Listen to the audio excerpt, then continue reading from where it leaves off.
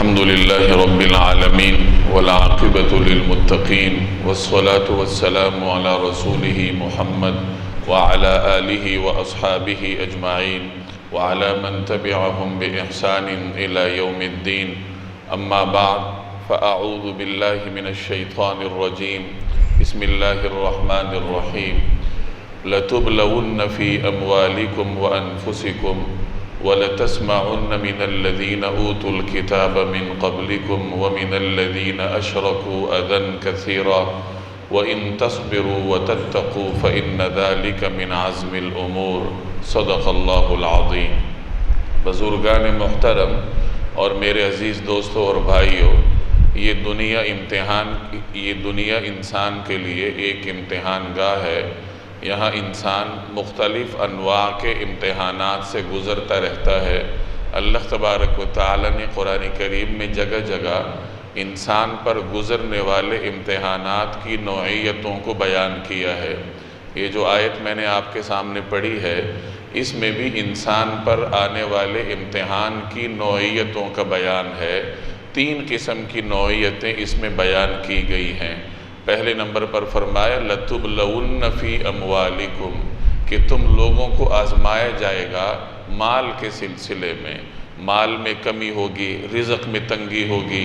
جیسے آدمی بے روزگار ہو جاتا ہے، تنخواہ پوری نہیں ہوتی، کسی وجہ سے کاروبار میں نقصان ہو جاتا ہے، تو یہ دنیا میں آنے والی آزمائش کی پہلی نوعیت ہے. دوسری نوعیت ہے وَفِي أَنفُسِكُمْ، جانوں کے سلسلے میں تمہیں آزمایا جائے گا کہ جانی نقصان ہو جاتا ہے، عزیز از جان کوئی ہستی دنیا سے رخصت ہو جاتی ہے، انسان اس سلسلے میں پریشانی سے گزرتا ہے. تو یہ آزمائش کی دوسری نوعیت ہے.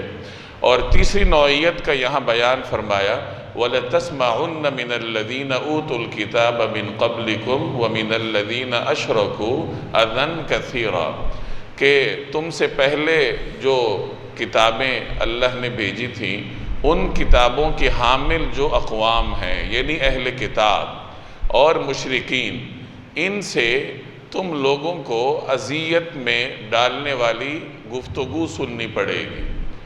گویا کہ یہ انسان کے لیے ایک اعتبار سے نظریاتی آزمائش ہے. اگر ان تینوں کو آپ ملا لیں کہ مالی آزمائش ہے، جانی آزمائش ہے، یا پھر اس طرح کی گفتگو سننا جو انسان کو مذہبی حوالے سے تکلیف میں مبتلا کرے، تو ان تینوں کو آپ 2 حصوں میں تقسیم کر سکتے ہیں. ایک یہ کہ دنیاوی آزمائش اور ایک یہ نظریاتی آزمائش. مال ہے یا جان ہے تو اس کو ہم عام طور پر دنیاوی مفادات میں شمار کرتے ہیں. تو بعض اوقات انسان پر آزمائش ایسے آتی ہے جسے وہ دنیاوی سمجھتا ہے، جیسے مال میں کمی آ گئی یا کوئی جانی نقصان پہنچ گیا. اور دوسرے نمبر پر یہاں آزمائش کی نوعیت یوں بیان کی گئی کہ نظریاتی اعتبار سے دشمن قومیں تمہیں اذیت میں مبتلا کریں گی اپنی گفتگو کے ذریعے. وہ ایسے کام کریں گے، ایسے گفتگو کریں گے کہ جب مسلمان سنے گا تو اس کا کلیجہ ٹکڑے ٹکڑے ہو جائے گا. اللہ تبارک و تعالی نے اس کو بھی مسلمان پر آنے والی آزمائشوں کی ایک نوعیت قرار دیا ہے. جناب رسول اللہ صلی اللہ علیہ وسلم کے زمانے میں صحابہ کرام کو ان تمام نوعیتوں کی آزمائشوں سے گزرنا پڑا تھا. پہلی جو آزمائشیں ہیں مال کی یا جان کی، اسے ہم بحث نہیں کرتے. یہ جو اگلی نوعیت کی آزمائش اللہ نے اس آیت میں بیان کی ہے، اس کے بارے میں کچھ معروضات عرض کر دیتا ہوں. نبی کریم صلی اللہ علیہ وسلم نے جب مکہ مکرمہ میں دین کی دعوت کا آغاز کیا تو اہل مکہ کے ماحول میں یہ ایک نئی بات تھی. انہوں نے اپنے آباء و اجداد کو دیکھا تھا کہ وہ بتوں کو سجدہ کرتے تھے، بتوں سے مانگتے تھے، بتوں کے سامنے قربانیاں کرتے تھے. اور اب یہ جو اسلام کی صورت میں ایک نئی دعوت ان کے کانوں میں پڑ رہی تھی، وہ بتوں کا سرے سے نفی کر رہی تھی. دلیل کا جواب ان کے پاس نہیں تھا. تو انہوں نے وہی حربہ اپنایا جو ہر زمانے میں باطل قوت انبیاء کے خلاف آزماتے رہی ہیں، اور وہ حربہ تھا توہین کا، تمسخر کا، طعن و تشنیع کا، الزامات کا. چنانچہ جب قرآن کریم نے اہل مکہ اور بیرون مکہ سے آنے والوں کے دلوں میں اپنی جگہ بنانی شروع کی تو انہوں نے باہر سے آنے والوں میں یہ کہنا شروع کر دیا کہ یہ تو گزشتہ لوگوں کی کہانیاں ہیں، یہ کوئی خدا کا کلام نہیں ہے، یہ تو گزشتہ لوگوں کے واقعات ہیں، اساطیر الاولین ہیں جو کہ ہمیں سنائے جا رہے ہیں، یہ عنوان دے کر کہ یہ خدا کا کلام ہے۔ کبھی بارگاہ رسالت مآب صلی اللہ علیہ وسلم کی طرف جنون کی نسبت کرتے، کبھی کہانت کی نسبت کرتے، تو اس قسم کے گستاخانہ اور توہین آمیز بیانات کے ذریعے وہ اسلام کا راستہ روکنے کی کوشش کرتے۔ صحابہ کرام ان کے ان تمام توہین آمیز اور گستاخانہ بیانات کو صبر کے ساتھ برداشت کرتے اور انہوں نے جو ایک سمت متعین کی ہوئی تھی دین اسلام کی دعوت کو پھیلانے کی اور رسول اللہ صلی اللہ علیہ وسلم کے مشن پر گامزن رہنے کی، تو انہوں نے اپنے اسی کام پر توجہ مرکوز رکھی اور اہل مکہ کے ان پروپیگنڈوں پر کسی قسم کی کوئی توجہ نہ دی۔ مکی زندگی میں یہ ہوتا رہا جس کا ذکر قرآن کریم میں جگہ جگہ آپ کو ملے گا۔ بعض اوقات اللہ تبارک و تعالی نے بذات خود اہل مکہ کے گستاخیوں کا جواب عنایت فرمایا، چنانچہ سورۃ الکوثر میں اس کا جواب ہے، سورۃ القلم میں اس کا جواب ہے، اور مختلف مقامات پر جب اہل مکہ اعتدال کی حد پار کرتے، بارگاہ رسالت مآب میں بے ادبیوں کا ارتکاب کرتے، تو اللہ تبارک و تعالی قرآن کریم میں اس کا جواب عنایت فرما دیتا۔ جب مسلمان مدینہ منورہ چلے گئے تو وہاں ان کا سامنا دو نئی اقوام سے ہوا۔ ایک قوم تو وہ تھی جو بظاہر مسلمانوں میں سے ہی تھی، اپنے آپ کو کلمہ گو کہتے تھے، مدینہ ہی کے عرب تھے، انصار کے قبائل سے ان کا تعلق تھا جنہیں منافقین کہا جاتا تھا، زبان سے وہ کلمے کا اقرار کرتے تھے اور بظاہر رسول اللہ صلی اللہ علیہ وسلم کی مجلس میں آ کر بیٹھتے تھے، لیکن اندر سے وہ دین اسلام کے سخت دشمن تھے۔ ایک طبقہ یہ تھا جس کا سامنا مسلمانوں کو مدنی زندگی میں جا کر کرنا پڑا۔ دوسرا طبقہ یہود کا تھا۔ یہود کے بڑے بڑے 3 قبائل مدینہ طیبہ میں آباد تھے۔ نبی کریم صلی اللہ علیہ وسلم نے ہجرت کے بعد میثاق مدینہ کی صورت میں ان کے ساتھ ایک معاہدہ فرمایا۔ مدینہ میں جتنے لوگ رہتے تھے، چاہے مسلمان تھے، منافق تھے، یہودی تھے، کسی بھی مذہب سے تعلق رکھنے والے تھے، ان کے لیے ایک دستور متعین فرما دیا کہ مدینہ طیبہ میں پرامن طریقے سے کیسے رہا جائے گا اور اس خطے کے امن کو برقرار رکھنے کے لیے کس فریق کے کیا فرائض ہوں گے۔ یہ تمام چیزیں میثاق مدینہ میں طے ہو گئیں۔ یہودی اس پر آمادہ ہوئے اور وہ اس کے پابند تھے، لیکن یہود قوم ہی ایسی ہے جنہوں نے اللہ کی باتوں کا لحاظ نہ رکھا تو وہ دیگر معاہدات کا کیا پاس رکھتے۔ چنانچہ انہوں نے جناب رسول اللہ صلی اللہ علیہ وسلم اور اسلام کے ساتھ مختلف طریقوں سے دشمنی رکھی۔ ان طریقوں میں سے ایک طریقہ یہ بھی تھا کہ وہ بارگاہ رسالت مآب میں بے ادبیاں کرتے تھے، مختلف طریقوں سے۔ قرآن کریم میں اس کا ذکر بھی ہے۔ پہلے پارے میں ایک جگہ اللہ تعالی ہمیں ہدایت دیتا ہے، مسلمانوں کو، صحابہ کرام کو ہدایت دیتا ہے، یا ایھا الذین آمنوا، اے ایمان والو، لا تقولوا راعنا، راعنا مت کہو، وقولوا انظرنا، اور انظرنا کہا کرو۔ اس آیت کا ایک مخصوص پس منظر ہے۔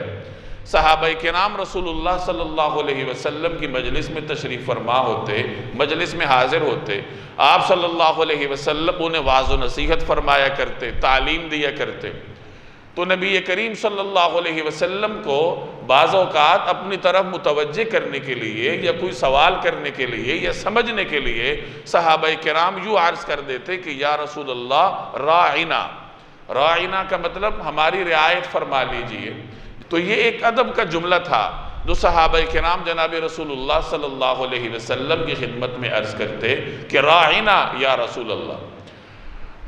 اب اسی جملے کا یہودیوں کی لغت میں ایک اور مطلب تھا۔ اس لفظ کو یہودی زبان تھوڑا سا آگے پیچھے کر کے تھوڑا بگاڑ کے ادا کرتے، اور اس جملے کا، اس لفظ کا ان کی لغت میں ایک توہین آمیز مطلب تھا۔ چنانچہ یہودی بھی نبی کریم صلی اللہ علیہ وسلم کی مجلس میں آ کر راعنا ہی کہا کرتے تھے، لیکن اپنی زبان تھوڑی سی مروڑ کے اور مطلب وہی مراد لیتے تھے جو کہ ان کی اپنی لغت میں تھا، جس کا مفہوم بے ادبی پر مشتمل تھا۔ صحابہ کرام کو ان کے اس کارستانی کا علم نہیں تھا۔ حضرت سعد بن معاذ رضی اللہ تعالی عنہ جو انصار کے قبیلہ اوس کے سردار تھے، یہودی لغت کا علم رکھتے تھے، جب انہوں نے ایک مرتبہ کسی یہودی کو یہ کہتے ہوئے سنا تو انہوں نے اس کو کہا کہ اگر دوبارہ تم نے یہ کہا تو میں تمہارا سر اتار دوں گا۔ اور انہیں بڑی تکلیف ہوئی کہ یہودی تو اس طرح کہتے ہی ہیں، مسلمان اپنے طور پر ادب کا لحاظ رکھتے ہوئے یہ جملہ کہتے ہیں، اور یہودی اپنی مجالس میں تمسخر اڑاتے ہیں کہ دیکھو ہم بھی کہتے ہیں تو مسلمان بھی کہنا شروع ہو گئے۔ تو حضرت سعد بن معاذ پریشان ہو کر نبی کریم صلی اللہ علیہ وسلم کی خدمت میں حاضر ہوئے۔ وہ حاضر ہوئے ہی تھے کہ اللہ نے یہ آیت نازل کر دی کہ یا ایھا الذین آمنوا لا تقولوا راعنا وقولوا انظرنا، اے ایمان والو راعنا مت کہا کرو، انظرنا کہا کرو۔ یعنی جب رسول اللہ صلی اللہ علیہ وسلم سے کوئی بات پوچھنی ہو، آپ علیہ السلام کو مخاطب کرنا ہو تو انظرنا کہہ دیا کرو، کیونکہ انظرنا ایک ایسا جملہ ہے جس کو بگاڑ کر یہودی اپنا منمانہ مفہوم مراد نہیں لے سکتے۔ تو اس واقعے سے آپ اندازہ لگا لیجئے کہ یہودیوں کی مزاج میں کس حد تک کمینگی تھی کہ وہ بارگاہ رسالت مآب میں حاضر ہو کر اس قسم کے کلمات کہا کرتے تھے جو بے ادبی کے مفہوم پر مشتمل ہوتے تھے۔ اللہ نے مسلمانوں کو ہدایت کی کہ نبی کریم صلی اللہ علیہ وسلم کی بارگاہ میں ایسے کلمات ادا کیا کرو کہ جن کلمات سے کوئی دوسرا شخص غلط مفہوم مراد نہ لے سکے، یعنی ایسا کلمہ جسے کسی بھی طور پر غلط معنی نہ پہنائے جا سکیں تو وہ کلمات ادا کیا کرو۔ انظرنا کہو، راعنا کو چھوڑ دو۔ تو یہ ایک واقعہ ہے، نمونے کے طور پر میں نے عرض کیا کہ یہودیوں کا مزاج اس حد تک گرا ہوا تھا، وہ اس حد تک کمینگی کا شکار تھے، وہ اللہ جل جلالہ کی شان میں بھی گستاخی کرنے سے باز نہیں آتے تھے۔ چنانچہ ایک موقع پر انہوں نے اللہ تعالیٰ کی طرف بخل کی نسبت کرتے ہوئے کہا ید اللہ مغلولہ، الیاذ باللہ، کہ اللہ کے ہاتھ تنگ ہیں، بندے ہوئے ہیں، یعنی ہم تو وہ ہیں، ہم تو سخی ہیں، اور اللہ جل جلالہ کی طرف انہوں نے بخل کی نسبت کی۔ جب یہ آیت نازل ہوئی من ذا الذی یقرض اللہ قرضا حسنا، کہ کون ہے جو اللہ کو قرض حسنہ دے۔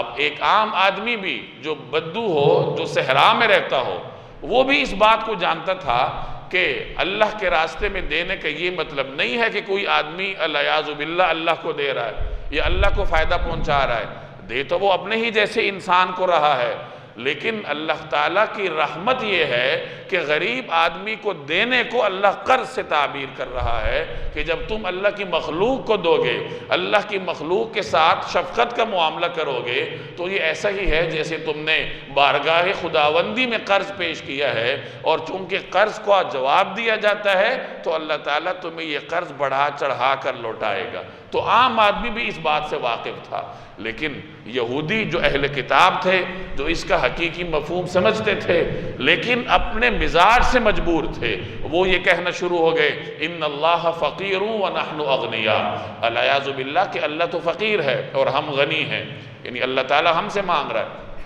ایک مرتبہ رسول اللہ صلی اللہ علیہ وسلم نے حضرت ابوبکر صدیق رضی اللہ تعالی عنہ کو قبیلہ بنو قینقاع کے ایک یہودی سردار کے پاس بھیجا۔ جیسے میں نے عرض کیا کہ میثاق مدینہ میں یہ طے ہوا تھا کہ مدینہ کا دفاع مل کر کیا جائے گا، اور مختلف قسم کے مالی معاملات میں تمام فریقین شریک ہوں گے۔ تو اس یہودی سردار کے پاس رسول اللہ صلی اللہ علیہ وسلم نے حضرت ابوبکر صدیق کو بھیجا کہ وہ کسی معاملے میں اپنی مالی ذمہ داری کو ادا کرے۔ ابوبکر صدیق رضی اللہ تعالی عنہ اس کے پاس گئے۔ جب جا رہے تھے تو رسول اللہ صلی اللہ علیہ وسلم نے انہیں نصیحت فرمائی کہ کسی چیز کے زیر اثر مت آنا جب تک میرے پاس نہ آؤ، یا یوں کہہ لیجئے کہ کسی بات پر غصہ نہ کرنا، مشتعل نہ ہو جانا۔ ابوبکر صدیق رضی اللہ تعالی عنہ اس سردار کے پاس گئے، اور جب مدعا اس کے سامنے رکھا تو اس نے یہی بے ادبی والا جملہ کہا کہ آپ کا رب ہم سے مدد طلب کرتا ہے، آپ کا رب ہم سے مدد طلب کرتا ہے۔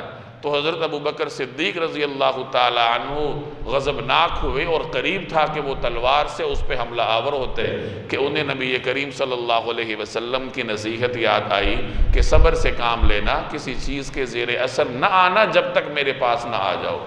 چنانچہ انہوں نے اپنے آپ پر قابو پایا اور جناب رسول اللہ صلی اللہ علیہ وسلم کی بارگاہ میں تشریف لے گئے۔ تو یہ میں نے چند واقعات عرض کیے جن سے یہ اندازہ لگایا جا سکتا ہے کہ یہودی کس حد تک بے ادب اور گستاخ تھے کہ وہ اللہ جل جلالہ کی شان میں بھی گستاخانہ کلمات کہا کرتے تھے، اور بارگاہ رسالت مآب میں بھی ایسے جملے کہا کرتے تھے کہ جن کو سن کر مسلمان سخت اذیت میں مبتلا ہو جاتے تھے۔ اب ان حالات میں مسلمانوں کو کیا کرنا تھا، مسلمانوں کا کیا فرض بنتا تھا، ان حالات سے وہ کیسے عہدہ برا ہوتے؟ اللہ تبارک و تعالی نے اس آیت میں مسلمانوں کو ان حالات سے نمٹنے کا طریقہ کار سکھایا۔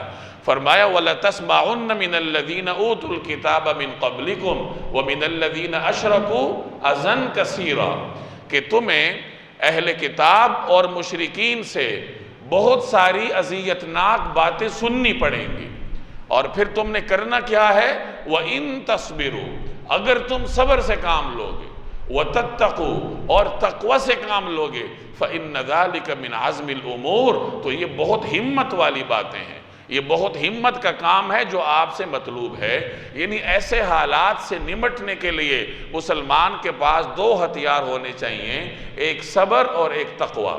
صبر کا مطلب کہ وقتی طور پر کوئی ایسا کام نہ کر گزرے کہ اس کی وجہ سے اس کی انفرادی اور مسلمانوں کا اجتماعی وقار متاثر ہو، بلکہ صبر سے کام لے، اپنے آپ کو پر قابو رکھے، اپنے آپ کو روک کر رکھے۔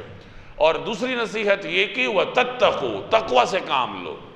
تقوی کا کیا مطلب ہے؟ دین پر عمل کرنا، دین کے حدود کا خیال رکھنا، نبی کریم صلی اللہ علیہ وسلم کے احکامات پر عمل کرنا، ہر وقت اللہ جل جلالہ کے حضور کا خیال رکھنا کہ اللہ تعالیٰ مجھے دیکھ رہا ہے، اللہ میرا نگران ہے، اللہ جل جلالہ حاضر ہے۔ تو ان تمام تصورات کو ایک لفظ کے ذریعے اگر تعبیر کیا جائے تو وہ تقوی ہے۔ تو فرمایا کہ اگر تم صبر سے کام لوگے اور تقوی کا دامن ہاتھ سے نہیں چھوڑو گے تو یہی بڑی ہمت والی بات ہے۔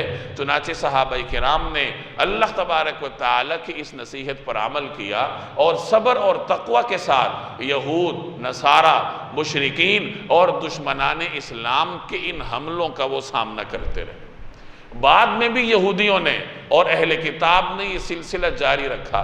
چنانچہ 8ویں صدی عیسوی میں ایک نیا کام انہوں نے شروع کیا کہ چونکہ یہودیوں اور عیسائیوں کا علم تھا کہ مسلمانوں کے ایمان کا محور ذات رسالت مآب صلی اللہ علیہ وسلم ہے، مسلمانوں کی عقیدتوں کا مرکز جناب نبی کریم صلی اللہ علیہ وسلم کی ذات ہے۔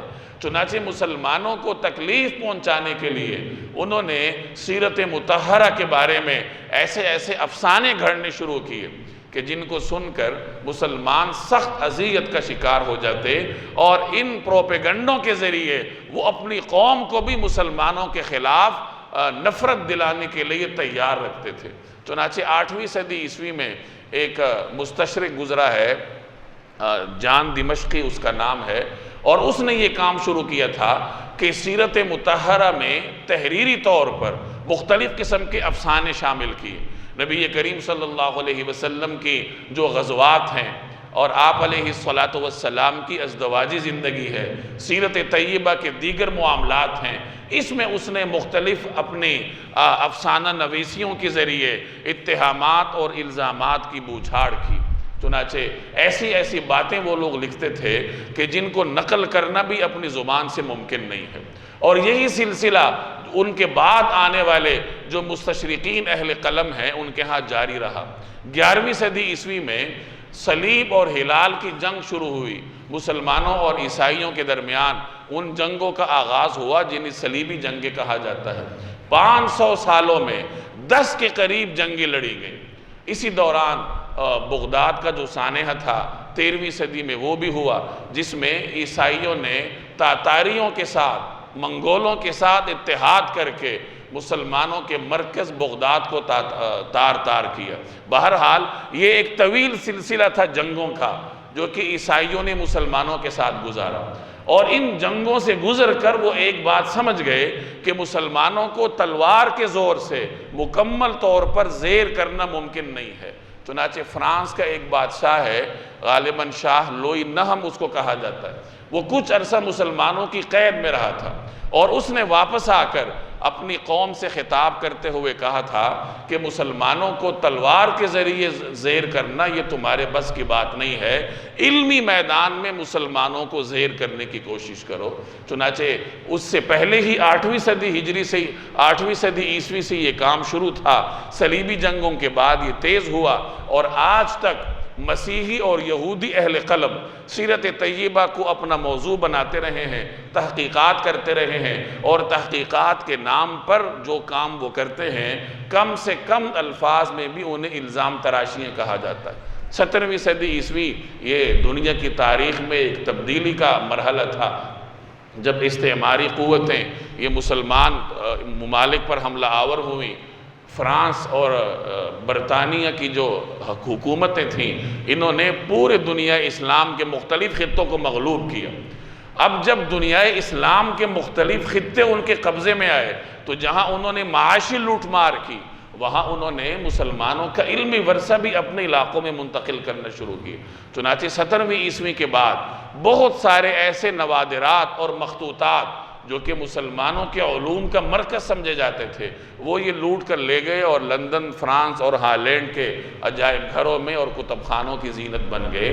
اس کے بعد ان کے پاس مسلمانوں کے جو مصادر تھے سیرت طیبہ کے وہ ان کے پاس چلے گئے، یعنی اب اگر وہ چاہتے تو سیرت طیبہ کا اصل مطالعہ وہ کر سکتے تھے اگر وہ واقعتاً روشن خیال ہوتے جیسے سمجھا جاتا ہے، لیکن چونکہ وہ تعصب کے ہاتھوں مجبور تھے۔ آج جب ہر ماخذ ان کے پاس موجود ہے، مسلمان قوم کے ساتھ ان کی آمد و رفت موجود ہے، لیکن اس کے باوجود ان کے اندر کوئی تبدیلی نہیں آئی۔ مغربی قوم نے اگر ترقی کی ہے تو وہ سائنس اور ٹیکنالوجی کے میدان میں کی ہے۔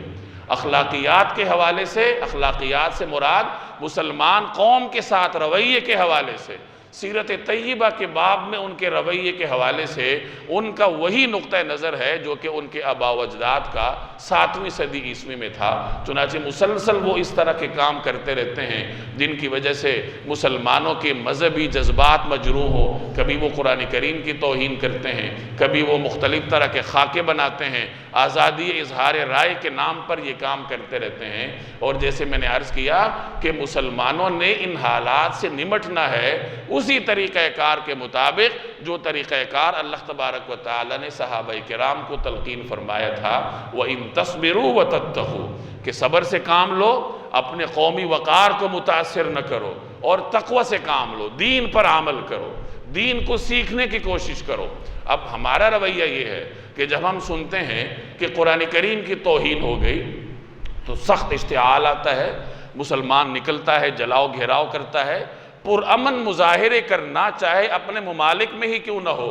آج کل کے دور میں ان کی ایک وقت سمجھی جاتی ہے، لیکن صرف یہ مظاہرہ کرنا کافی نہیں ہوتا، بلکہ اللہ نے جو نصیحت کی ہے کہ تتقوا، تقوی سے کام لو، تو اس تقوی کا اولین جز یہ ہے کہ قرآن کریم پر عمل کرو، اور قرآن کریم پر عمل اس وقت ہوگا جب قرآن کریم سیکھا جائے گا۔ آج سوال یہ ہے کہ ہم سب اشتعال میں تو آتے ہیں کہ غیر اقوام نے یہ کر دیا وہ کر دیا، سوال یہ ہے کہ قرآن کریم کے احترام کے لیے، قرآن کریم کی ناموس کے لیے ہمارا طرز عمل کیا ہے؟ اس چار دیواری میں بیٹھے ہوئے مسلمانوں میں سے کتنے ایسے ہیں جو قرآن کریم درست لب و لہجے میں پڑھ سکتے ہیں، غلط قرآن پڑھتے ہیں؟ تو کیا یہ قرآن کریم کی بے ادبی نہیں ہے؟ یاد رکھیے قرآن کریم کو سکھانے کا اتنا اہتمام کیا تھا نبی کریم صلی اللہ علیہ وسلم نے کہ بنفس نفیس آپ صلی اللہ علیہ وسلم صحابہ کو قرآن سکھایا کرتے تھے۔ کتنے صحابہ کرام ایسے ہیں جن کے بیانات آج بھی کتابوں میں موجود ہیں کہ ہم نے رسول اللہ صلی اللہ علیہ وسلم سے فلاں صورت سیکھی۔ گویا کہ قرآن کریم کی تعلیم دینا یہ نبی کریم صلی اللہ علیہ وسلم کی سنت ہے۔ آج قرآن کریم کی تعلیم دینے والوں کا آپ نے سماجی طور پر کیا حال کیا ہے؟ آپ کے گھر میں ایک سائنس کا استاد آتا ہے، ایک قرآن پڑھانے کا استاد آتا ہے، دونوں میں کیا فرق کرتے ہیں آپ؟ دونوں کو کیا آپ برابر پروٹوکول دیتے ہیں، یکساں حیثیت دیتے ہیں؟ بالکل بھی نہیں دیتے۔ آپ اپنے بچوں کی قرآنی تعلیم کے حوالے سے اتنے ہی حساس ہیں جتنے آپ اس کے سائنس کے نمبر چیک کرتے ہیں، ریاضی کے نمبر چیک کرتے ہیں۔ جس قدر آپ اپنے بچے کی ریاضی کی تعلیم کے حوالے سے پریشان ہوتے ہیں، استاد سے ملتے ہیں، کیا کبھی آپ نے قاری صاحب سے پوچھنے کی ہمت کی کہ میرے بچے نے قرآن کریم کتنا پڑھا، پیچھے ہے تو کیوں ہے؟ تو آپ کا یہ رویہ ہے جس کی وجہ سے پھر قاری صاحب بھی نہیں پڑھاتے، وہ آتے ہیں 5 منٹ بیٹھتے ہیں، چائے وائے پی کر چلے جاتے ہیں۔ انہیں معلوم ہوتا ہے کہ نہ انہوں نے پوچھنا ہے، نہ ان کو دلچسپی ہے، نہ ان کی اولاد کو دلچسپی ہے، بس ذہنی طور پر اپنے آپ کو مطمئن کرنا ہے کہ میرا بچہ قرآن پڑھ رہا ہے۔ تو میرے بھائی، جب ہمارا اپنا طرز عمل قرآن کے بارے میں یہ ہے تو پھر غیر اقوام سے ہمیں کیا گلہ شکوہ کرنا، کیا اشتعال میں آنا، کیا بازاروں میں نکلنا؟ اگر وہ ہم سے پوچھ لیں کہ تم قرآن کے بارے میں کیا کرتے ہو، الباریوں میں رکھا ہوتا ہے۔ کتنے لوگ ہیں جو قرآن کریم کا ترجمہ جانتے ہیں؟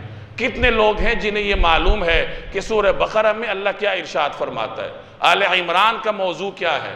ہمیں قرآن کریم کی صورتوں کے موضوعات تک نہیں معلوم، اور پی ایچ ڈی ڈاکٹر ہوگا، MBBS ڈاکٹر ہوگا، اور قرآن کریم کے بارے میں وہ اتنا ہی کورا ہوگا جتنا ایک غیر مسلم کورا ہے۔ تو میرے بھائی، اس قسم کے جو حالات آتے ہیں یہ ہمیں جھنجھوڑنے کے لیے آتے ہیں۔ اب ہمارا طرز عمل یہ نہیں ہے کہ ہم اٹھیں اور جا کر اپنے چوک کو توڑ دیں۔ ہمارا طرز عمل یہ ہے کہ اپنا گریبان چاک کریں، اپنے اندر جھانکیں کہ میرا قرآن کریم کے بارے میں کیا طرز عمل ہے۔ نبی کریم صلی اللہ علیہ وسلم فرما گئے، القرآن حجت لک او علیک، قرآن کریم یا تمہارے حق میں گواہ بنے گا یا تمہارے خلاف گواہ بنے گا۔ اب ہم کس کیٹیگری میں آتے ہیں؟ کیا ہم اس کیٹیگری میں ہیں کہ قرآن کریم کل ہمارے حق میں گواہ ہو؟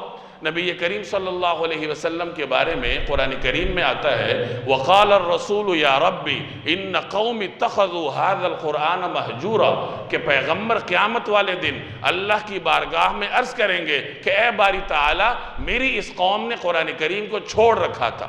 کیا ہم وہی لوگ نہیں ہیں جنہوں نے قرآن کریم کو چھوڑا ہوا ہے؟